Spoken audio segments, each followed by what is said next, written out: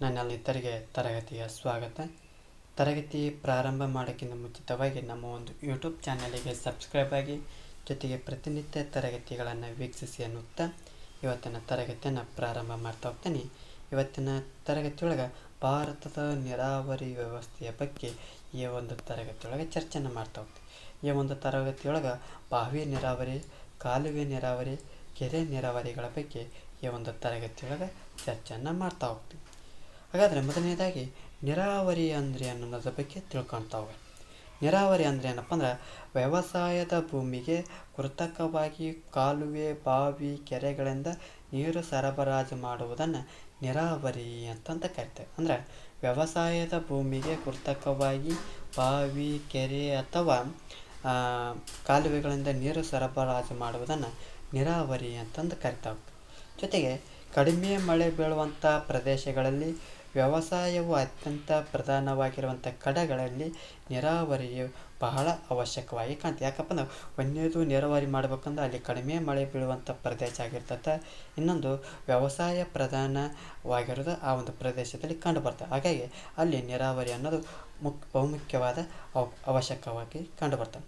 ಜೊತೆಗೆ ನೀರಾವರಿಯ ವ್ಯವಸಾಯ ಪದ್ಧತಿಯು ಕೃಷಿಯ ಇತಿಹಾಸದಲ್ಲಿ ಒಂದು ಮಹತ್ವದ ಸ್ಥಾನವಾಗಿ ಕಾಣ್ತವೆ. ದೇಶದಲ್ಲಿ ಬಳಕೆಗೆ ದೊರೆಯುವಂಥ ಒಟ್ಟು ಜಲಸಂಪತ್ತಿನ ಪ್ರಮಾಣ ಗರಿಷ್ಠ ಎಷ್ಟಪ್ಪ ಅಂದ್ರೆ 140 ದಶಲಕ್ಷ ಹೆಕ್ಟೇರ್ ಪ್ರದೇಶಕ್ಕೆ ನೀರಾವರಿಯನ್ನು ಒದಗಿಸ್ಬೋದು. ಆದರೆ ಅಭಿವೃದ್ಧಿಪಡಿಸಿರುವ ನಿವ್ವಳ ನೀರಾವರಿಯ ಕ್ಷೇತ್ರ 62.2 ದಶಲಕ್ಷ ಹೆಕ್ಟೇರ್ಗಳಷ್ಟು ಮಾತ್ರ. ಅಂದ್ರೆ ಇಲ್ಲಿ 140 ದಶಲಕ್ಷ ಹೆಕ್ಟೇರ್ ಪ್ರದೇಶ ನೀರಾವರಿಯನ್ನು ಒದಗಿಸ್ಬೋದು. ಆದರೆ ಇಲ್ಲಿ ನಾವು ಪ್ರಸ್ತುತ ಎಷ್ಟು ಪಾತ್ರ ಬಳಸ್ತಾ ಇದ್ದೇವಪ್ಪ ಅಂದ್ರೆ 62.2 ದಶಲಕ್ಷ ಹೆಕ್ಟೇರ್ಗಳಿಗೆ ಅಷ್ಟು ನೀರಾವರಿಯನ್ನು ಬಳಸ್ತಾ ಇದ್ದೇವೆ. ಈ ಭಾರತವು ಇಂದು ಪ್ರಪಂಚದಲ್ಲಿ ಅತಿ ಹೆಚ್ಚು ನೀರಾವರಿ ಕ್ಷೇತ್ರವನ್ನು ಹೊಂದಿದೆ. ಭಾರತವು ಪ್ರಪಂಚದಲ್ಲಿ ಅತಿ ಹೆಚ್ಚು ನೀರಾವರಿಯನ್ನು ಕ್ಷೇತ್ರವನ್ನು ಹೊಂದಿರುವಂಥ ರಾಷ್ಟ್ರ ಆಗಿರೋದನ್ನು ಕಾಣ್ತಾ ಹೋಗ್ತೀವಿ. ಇಲ್ಲಿ ಪ್ರಮುಖವಾದಂಥ ಮಾಹಿತಿಯನ್ನು ನೋಡ್ತಾ ಹೋಗೋಣ. ಇಲ್ಲಿ ನದಿಗಳ ಮೂಲಕ ಹರಿಯುವ ನೀರಿನ ಪ್ರಮಾಣ ಯಾವುದರಲ್ಲಿ 1869 ಬಿಲಿಯನ್ ಘನ ಕಿಲೋಮೀಟರ್. ಇದರಲ್ಲಿ ಬಳಸಿಕೊಳ್ಳಬಹುದಾದ ಪ್ರಮಾಣ 690 ದಶಲಕ್ಷ ಕಿಲೋಮೀಟರ್. ಅಂದರೆ ಈ ನದಿಗಳ ಮೂಲಕ ಹರಿಯುವ ನೀರಿನ ಪ್ರಮಾಣ ಎಷ್ಟೈತಪ್ಪ ಅಂದ್ರೆ 1869 ಬಿಲಿಯನ್ ಘನ ಕಿಲೋಮೀಟರ್ ಅಂತ ನೋಡ್ತೀವಿ. ಇದರಲ್ಲಿ ಬಳಸಿಕೊಳ್ಳಬಹುದಾದಂಥ ಪ್ರಮಾಣ ಎಷ್ಟಪ್ಪ ಅಂದ್ರೆ 690 ದಶಲಕ್ಷ ಕಿಲೋಮೀಟರ್ ಆಗಿರೋದು ಕಂಡು ಬರ್ತವೆ. ಜೊತೆಗೆ ಅಂತರ್ಜಲದ ಪ್ರಮಾಣ ಎಷ್ಟೈತಪ್ಪ ಅಂದ್ರೆ 432 ದಶಲಕ್ಷ ಘನ ಕಿಲೋಮೀಟರ್ ಕಂಡು ಬರ್ತಾವೆ. ಜೊತೆಗೆ ದೇಶದಲ್ಲಿ ಬಳಕೆಗೆ ದೊರೆಯುವ ಒಟ್ಟು ಜಲಸಂಪತ್ತಿನ ಪ್ರಮಾಣ 1122 ಬಿಲಿಯನ್ ಘನ ಕಿಲೋಮೀಟರ್. 1 ಹೆಕ್ಟೇರ್ ಅಂದರೆ ಏನಪ್ಪ ಅಂದ್ರೆ 1 ಹೆಕ್ಟೇರ್ ಅಂದರೆ 2.47 ಎಕರೆ ಅಂತ ಕರಿತೇವೆ. 2.47 ಎಕರೆ ಅಂತ ಕರಿತಾ ಹೋಗ್ತೇವೆ. ಹಾಗಾದ್ರೆ ನೀರಾವರಿಯ ವಿಧಗಳ ಬಗ್ಗೆ ತಿಳ್ಕೊತಾವೆ. ಅಂದ್ರೆ ಭಾರತವು ಪ್ರಾಕೃತಿಕ ಪರಿಸರದ ವೈವಿಧ್ಯತೆ ಕಾರಣ ಆಗ್ತೈತಿ. ಯಾಕಪ್ಪ ಅಂದ್ರೆ ಇಲ್ಲಿ ಒಂದೇ ನಮೂನಿ ಜನ ಸಿಗಲ್ಲ, ಒಂದೇ ನಮೂನಿ ಅರಣ್ಯಗಳು ಸಿಗಲ್ಲ, ಒಂದೇ ನಮೂನಿ ಒಂದು ಪ್ರದೇಶಗಳು ಸಿಗಲ್ಲ. ಹಾಗಾಗಿ ವೈವಿಧ್ಯತೆಗೆ ಹೆಸರಾಗಿರೋದು ಕಾಣ್ತಾವೆ. ಜೊತೆಗೆ ಇಲ್ಲಿ ಜಲಸಂಪತ್ತಿನ ಹಂಚಿಕೆಯಲ್ಲೂ ಕೂಡ ನಾವು ವ್ಯತ್ಯಾಸಗಳನ್ನು ಕಾಣ್ತಾ ಹೋಗ್ತೀವಿ. ಅದಲ್ಲದೆ ವ್ಯವಸಾಯಕ್ಕೆ ಬೇಕಾಗಿರುವಂಥ ನೀರಾವರಿಯ ಪ್ರಮಾಣ, ಮಳೆಯ ಹಂಚಿಕೆ, ಮೇಲ್ಮೈ ಲಕ್ಷಣ, ಬೆಳೆಯುವ ಬೆಳೆಗಳು, ರೂಢಿಯಲ್ಲಿರುವಂಥ ವ್ಯವಸಾಯ ಪದ್ಧತಿ ಮುಂತಾದವುಗಳನ್ನು ಅನುಸರಿಸಿ ವಿವಿಧ ಪ್ರದೇಶಗಳಲ್ಲಿ ವಿವಿಧ ಬಗೆಯ ನೀರಾವರಿ ಪದ್ಧತಿಗಳು ದೇಶಾದ್ಯಂತ ರೂಢಿಯಲ್ಲಿರೋದನ್ನು ಕಾಣ್ತವೆ. ಇವುಗಳನ್ನು ನೀರಾವರಿಯ ಮೂಲದ ಆಧಾರದ ಮೇಲೆ ಬಾವಿ ನೀರಾವರಿ, ಕಾಲುವೆ ನೀರಾವರಿ ಮತ್ತು ಕೆರೆ ನೀರಾವರಿ ಅಂತಂದು ವಿಂಗಡಣೆಯನ್ನು ಮಾಡ್ತವೆ. ಎಷ್ಟು 3 ಭಾಗಗಳಾಗಿ. ಎಷ್ಟು ಬಾವಿ ನೀರಾವರಿ ಅಂತ ಮಾಡ್ತೀವಿ, ಕಾಲುವೆ ನೀರಾವರಿ ಅಂತ ಮಾಡ್ತೀವಿ, ಕೆರೆ ನೀರಾವರಿ ಅಂತ ಮಾಡ್ತಾ ಹೋಗ್ತೀವಿ. ಒಂದೇದು ಬಾವಿ ನೀರಾವರಿಯ ಬಗ್ಗೆ ಈ ಒಂದು ತರಗತಿಯೊಳಗೆ ಚರ್ಚೆಯನ್ನು ಮಾಡ್ತಾನೆ. ಬಾವಿ ನೀರಾವರಿ ಅಂತ ಭಾರತದ ಪ್ರಮುಖ ನೀರಾವರಿ ಮೂಲಗಳಲ್ಲಿ ಈ ಬಾವಿ ನೀರಾವರಿಯು ಅತಿ ಮುಖ್ಯವಾಗಿ ಕಾಣ್ತಾವೆ. ಇದು ದೇಶದಲ್ಲಿ ಅತಿ ಹೆಚ್ಚು ಕೃಷಿ ಕ್ಷೇತ್ರಕ್ಕೆ ನೀರಾವರಿ ಸೌಲಭ್ಯವನ್ನು ಒದಗಿಸ್ತೈತಿ. ಅಂದ್ರೆ ಇಡೀ ದೇಶದಲ್ಲಿ ಅತಿ ಹೆಚ್ಚು ಕೃಷಿ ಕ್ಷೇತ್ರಕ್ಕೆ ನೀರಾವರಿಯನ್ನು ಒದಗಿಸುವ ಕ್ಷೇತ್ರ ಯಾವುದಪ್ಪ ಅಂದ್ರೆ ಬಾವಿ ನೀರಾವರಿ.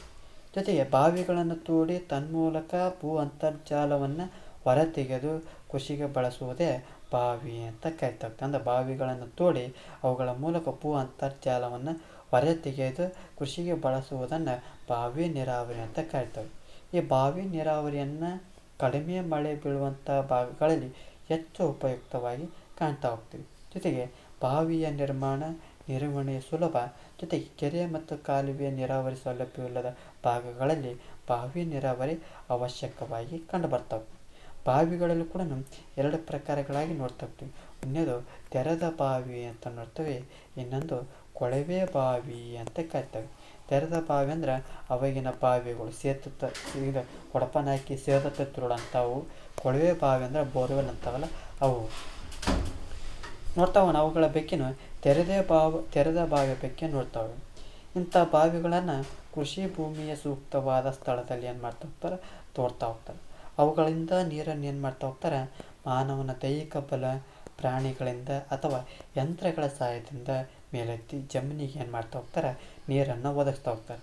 ಇತ್ತೀಚೆಗೆ ಇವುಗಳ ಬದಲಾಗಿ ಡೀಸೆಲ್ ಮತ್ತು ವಿದ್ಯುತ್ ಚಾಲಿತ ಯಂತ್ರಗಳು ಇವುಗಳ ಮೂಲಕ ಏನು ಮಾಡ್ತಾ ಹೋಗ್ತಾರೆ, ನೀರನ್ನು ಹೊರ ತೆಗಿತಾ ಇದಾರ. ಎರಡನೇ ನೋಡ್ತಾವನ ಕೊಳವೆ ಬಾವಿಯ ಬಗ್ಗೆ ನೋಡ್ತಾವೆ. ಭಾರತದ ಬಾವಿ ನೀರಾವರಿಯಲ್ಲಿ ಇಂದು ಕೊಳವೆ ಬಾವಿಗಳ ಪಾತ್ರ ಅತಿ ಪ್ರಮುಖವಾಗಿ ಕಾಣ್ತಾವೆ. ಯಾಕಪ್ಪ ಅಂದ್ರೆ ಬಾವಿ ನೀರಾವರಿ ಕ್ಷೇತ್ರದ 59.7% ಹಾಗೂ ದೇಶದ ಒಟ್ಟು ನೀರಾವರಿ ಕ್ಷೇತ್ರದ ಒಟ್ಟು 33.7% ಕೊಳವೆ ಬಾವಿ ನೀರಾವರಿಗೆ ಒಳಪಟ್ಟಿರೋದು ಕಂಡುಬರ್ತದೆ. ಇದು ಇಷ್ಟೇನಪ್ಪ ಅಂದ್ರೆ ಬಾವಿ ನೀರಾವರಿಯ ಬಗ್ಗೆ ಮಾಹಿತಿ ಆಗ್ತೈತಿ. ಮುಂದುವರೆದು ನೋಡ್ತಾ ಹೋಗೋಣ ಕಾಲುವೆ ನೀರಾವರಿಯ ಬಗ್ಗೆ ಮಾಹಿತಿಯನ್ನು ಹೇಳ್ತಾ ಹೋಗೋಣ. ಕಾಲುವೆ ನೀರಾವರಿ ಅಂದರೆ ಏನಪ್ಪ ಅಂದ್ರೆ ಭಾರತದಲ್ಲಿ ರೂಢಿಯಲ್ಲಿರುವಂಥ ನೀರಾವರಿ ಪದ್ಧತಿಗಳಲ್ಲಿ ಈ ಕಾಲುವೆ ನೀರಾವರಿಯು ಪ್ರಮುಖವಾಗಿ ಕಾಣ್ತಾ ಹೋಗ್ತದೆ. ಜಗತ್ತಿನಲ್ಲಿ ಕಾಲುವೆ ನೀರಾವರಿಯನ್ನು ಹೊಂದಿದ ದೇಶಗಳಲ್ಲಿ ಭಾರತವು ಕೂಡ ಮುಖ್ಯವಾಗಿ ಕಾಣ್ತಾ ಹೋಗ್ತೀವಿ. ಯಾಕಪ್ಪ ಅಂದ್ರೆ ವಿಸ್ತಾರವಾದ ಸಾಗುವಳಿ ಭೂಮಿಗೆ ಕಾಲುವೆ ನೀರಾವರಿಯನ್ನು ಒದಗಿಸಬಹುದಾಗಿದೆ. ಭಾರತವು ಸುಮಾರು 16.5 ದಶಲಕ್ಷ ಹೆಕ್ಟೇರ್ ಪ್ರದೇಶವು ಕಾಲುವೆ ನೀರಾವರಿ ಕ್ಷೇತ್ರವನ್ನು ಹೊಂದಿರುವುದು ಕಾಣ್ತಾ ಹೋಗ್ತದೆ. ಇದು ದೇಶದಲ್ಲಿ ಬಾವಿಯ ನಂತರದ ಎರಡನೆಯ ಮುಖ್ಯ ನೀರಾವರಿಯ ಮೂಲವಾಗಿ ಕಾಣ್ತಾ ಹೋಗ್ತದೆ. ಜೊತೆಗೆ ಈ ಕಾಲುವೆಗಳಲ್ಲೂ ಕೂಡ ಎರಡು ಪ್ರಕಾರವಾಗಿ ಕಾಣ್ತಾ ಹೋಗ್ತೀವಿ. ಒಂದನೇದು ಪ್ರವಾಹ ಕಾಲುವೆ ಅಂತ ನೋಡ್ತಾ ಹೋಗ್ತೀವಿ, ಇನ್ನೊಂದು ಸಾರ್ವಕಾಲಿಕ ಕಾಲುವೆ ಅಂತಂದು ನೋಡ್ತಾ ಹೋಗ್ತೀವಿ. ಇವುಗಳ ಬಗ್ಗೆ ಚರ್ಚೆಯನ್ನು ಮಾಡ್ತಾವನ. ಮೊದಲನೇದು ಪ್ರವಾಹ ಕಾಲುವೆಗಳ ಬಗ್ಗೆ ಚರ್ಚೆಯನ್ನು ಮಾಡ್ತಾವನ. ಯಾವುದೇ ರೀತಿಯ ಅಣೆಕಟ್ಟುಗಳನ್ನು ಕಟ್ಟದೆ ನದಿಗಳಿಂದ ನೇರವಾಗಿ ಕಾಲುವೆಗಳನ್ನು ತೋಡಲಾಗುವುದು. ನದಿಗಳು ತುಂಬಿ ಹರಿಯುವಾಗ ಈ ಕಾಲುವೆಗಳ ಮೂಲಕ ನೀರರಿವು. ಇವುಗಳನ್ನು ಪ್ರವಾಹ ಕಾಲುವೆಗಳು ಅಂತ ಕರಿತೇವೆ. ಅಂದ್ರೆ ಈ ಒಂದು ಯಾವುದೇ ರೀತಿಯ ಅಣೆಕಟ್ಟುಗಳನ್ನು ಕಟ್ಟದೆ ನದಿಗಳಿಂದ ನೇರವಾಗಿ ಏನು ಮಾಡ್ತಾ ಹೋಗ್ತಾರೆ, ಕಾಲುವೆಗಳನ್ನು ತೋಡ್ತಾ ಹೋಗ್ತಾರೆ. ಆ ನದಿಗಳು ತುಂಬಿ ಹರಿಯುವಾಗ ಈ ಕಾಲುವೆಗಳ ಮೂಲಕ ಏನಾಗ್ತಾ ಹೋಗ್ತೈತಿ, ನೀರು ಹರಿತಾ ಹೋಗ್ತೈತಿ. ಇವುಗಳನ್ನು ಏನಂತ ಕರಿತಾವಪ್ಪ ಅಂದ್ರೆ ಪ್ರವಾಹ ಕಾಲುವೆಗಳು ಅಂತಂದು ಕರಿತಾ ಹೋಗ್ತೇವೆ. ಎರಡನೇ ನೋಡ್ತಾ ಹೋಗೋಣ ಸಾರ್ವಕಾಲಿಕ ಕಾಲುವೆಗಳು. ಅಂದರೆ ನದಿಗಳಿಗೆ ಅಣೆಕಟ್ಟುಗಳನ್ನು ಕಟ್ಟಿ ಜಲಾಶಯಗಳನ್ನು ನಿರ್ಮಿಸಿ ನೀರನ್ನು ಸಂಗ್ರಹಿಸಿ ಕೃಷಿ ಭೂಮಿಗೆ ನೀರನ್ನು ಒದಗಿಸಲು ತೋಡುವ ಕಾಲುವೆಗಳಿಗೆ ಸಾರ್ವಕಾಲಿಕ ಕಾಲುವೆ ಅಂತ ಕರಿತಾವೆ. ಈ ಪ್ರವಾಹ ಕಾಲುವೆಗಳು ಮಳೆಯ ಸಂದರ್ಭದಲ್ಲಿ ಅತಿ ಹೆಚ್ಚು ನೀರು ಬಂದಂಥ ಸಂದರ್ಭದಲ್ಲಿ ಬಳಕೆಯನ್ನು ಮಾಡ್ತಾ ಹೋಗ್ತೀವಿ. ಆದರೆ ಸಾರ್ವಕಾಲಿಕ ಕಾಲುವೆ ಹೆಸರೇ ಸೂಚಿಸುವಂತೆ ಸರ್ವ ದಿನಗಳಲ್ಲೂ ಕೂಡ ನೀರನ್ನು ಕಾಣ್ತಾ ಹೋಗ್ತೀವಿ. ಯಾಕಪ್ಪ ಅಂದರೆ ನದಿಗಳಿಗೆ ಅಣೆಕಟ್ಟುಗಳನ್ನು ಕಟ್ಟಿ ಜಲಾಶಯಗಳನ್ನು ನಿರ್ಮಾಣ ಮಾಡಿ ಆ ನೀರನ್ನು ಸಂಗ್ರಹಿಸಿ ಕೃಷಿ ಭೂಮಿಗೆ ನೀರನ್ನು ಒದಗಿಸುವಂಥ ತೋಡುವಂಥ ಕಾಲುವೆಗಳಿಗೆ ಸಾರ್ವಕಾಲಿಕ ಕಾಲುವೆಗಳು ಅಂತಂದು ಕರಿತಾ ಹೋಗ್ತೀವಿ. ಭಾರತದಲ್ಲಿ ಉತ್ತರ ಪ್ರದೇಶ, ಆಂಧ್ರ ಪ್ರದೇಶ, ಮಧ್ಯಪ್ರದೇಶ, ಪಂಜಾಬ್, ರಾಜಸ್ಥಾನ, ಹರಿಯಾಣ, ಬಿಹಾರ ಜಿಲ್ಲೆಗಳಲ್ಲಿ ಈ ಕಾಲುವೆ ಹರಡಿರೋದು ಕಂಡು ಬರ್ತಾ ಹೋಗ್ತದೆ. ಇದಿಷ್ಟೇನಪ್ಪ ಅಂದ್ರೆ ಕಾಲುವೆ ನೀರಾವರಿಯ ಬಗ್ಗೆ ಮಾಹಿತಿ ಆಗ್ತೈತಿ. ಮುಂದುವರೆದು ನೋಡ್ತಾ ಹೋಗೋಣ ಕೆರೆ ನೀರಾವರಿಯ ಬಗ್ಗೆ ನೋಡ್ತಾ ಹೋಗೋಣ. ಭಾರತದಲ್ಲಿ ಕೆರೆ ನೀರಾವರಿಯು ಪುರಾತನ ಕಾಲದಿಂದಲೂ ರೂಢಿಯಲ್ಲಿರೋದನ್ನು ಕಾಣ್ತವೆ. ಇದು ನಿನ್ನೆ ಮೊನ್ನೆದಲ್ಲ, ಪುರಾತನ ಕಾಲದಿಂದಲೂ ಕೆರೆ ನೀರಾವರಿ ಪದ್ಧತಿ ರೂಢಿಯಲ್ಲಿರೋದನ್ನು ಕಾಣ್ತಾ ಹೋಗ್ತದೆ. ಏನು ಜರಿ, ತೊರೆ, ಹಳ್ಳಗಳು ಹರಿಯುವಂಥ ಇಳಿಜಾರಿಗೆ ಅಡ್ಡಲಾಗಿ ಒಡ್ಡುಗಳನ್ನು ನಿರ್ಮಿಸಿ ನೀರನ್ನು ಸಂಗ್ರಹಿಸುವಂಥ ಕೆರೆಗಳು ಅಂತ ಕರಿತಾ ಹೋಗ್ತೀವಿ. ಏನು ಜರಿಗಳು, ತೊರೆಗಳು, ಹಳ್ಳಗಳು ಹರಿಯುವಂಥ ಇಳಿಜಾರಿಗೆ ಅಡ್ಡಲಾಗಿ ಒಟ್ಟುಗಳ ನಿರ್ಮಾಣ ಮಾಡಿ ನೀರನ್ನು ಸಂಗ್ರಹಿಸುವಂಥನ್ನು ಕೆರೆಗಳು ಅಂತಂದು ಕರಿತಾವೆ. ಈಗ ಸಂಗ್ರಹಿಸಿದ ನೀರನ್ನು ಆ ತೋಬುಗಳ ಮೂಲಕ ಹಾಗೂ ಚಿಕ್ಕ ಕಾಲುವೆಗಳ ಮೂಲಕ ಆ ಕೃಷಿ ಭೂಮಿಗೆ ಏನು ಮಾಡ್ತಾ ಹೋಗ್ತಾರೆ, ಸರಬರಾಜನ್ನು ಮಾಡ್ತಾ ಹೋಗ್ತಾರೆ. ಅಂದ್ರೆ ಆ ಚಿಕ್ಕ ಕಾಲುವೆಗಳ ಮೂಲಕ ಕೃಷಿ ಭೂಮಿಗೆ ನೀರನ್ನು ಸರಬರಾಜನ್ನು ಮಾಡ್ತಾ ಹೋಗ್ತಾರೆ. ಜೊತೆಗೆ ಆಂಧ್ರ ಪ್ರದೇಶ, ತಮಿಳುನಾಡು, ಒರಿಸ್ಸಾ, ಕರ್ನಾಟಕಗಳಲ್ಲಿ ಕೆರೆ ನೀರಾವರಿಯು ಹೆಚ್ಚಾಗಿ ಕಂಡು ಬರ್ತಾ ಹೋಗ್ತೈತಿ. ಅಂದರೆ ಈ ಒಂದು ಪ್ರದೇಶದಲ್ಲಿ ಕೆರೆ ನೀರಾವರಿಯು ಹೆಚ್ಚಾಗಿ ಕಂಡು ಬರ್ತಾ ಹೋಗ್ತದೆ. ಇದಲ್ಲದೆ ಮಧ್ಯಪ್ರದೇಶ, ರಾಜಸ್ಥಾನ್, ಜಾರ್ಖಂಡ್, ಉತ್ತರ ಪ್ರದೇಶಗಳಲ್ಲಿಯೂ ಸಹ ಕೆರೆ ನೀರಾವರಿಯನ್ನು ಕಾಣ್ತಾ ಹೋಗ್ತೇವೆ. ಇದಿಷ್ಟೇನಪ್ಪ ಅಂದ್ರೆ ಕೆರೆ ನೀರಾವರಿಯ ಬಗ್ಗೆ ಮಾಹಿತಿ ಆಗ್ತದೆ.